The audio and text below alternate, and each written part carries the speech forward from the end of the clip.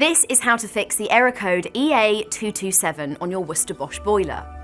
If it's displaying an error code, it simply means there's something wrong with your boiler. With the Greenstar 25 SI Combi boiler, this problem is likely caused by your boiler not registering a flame.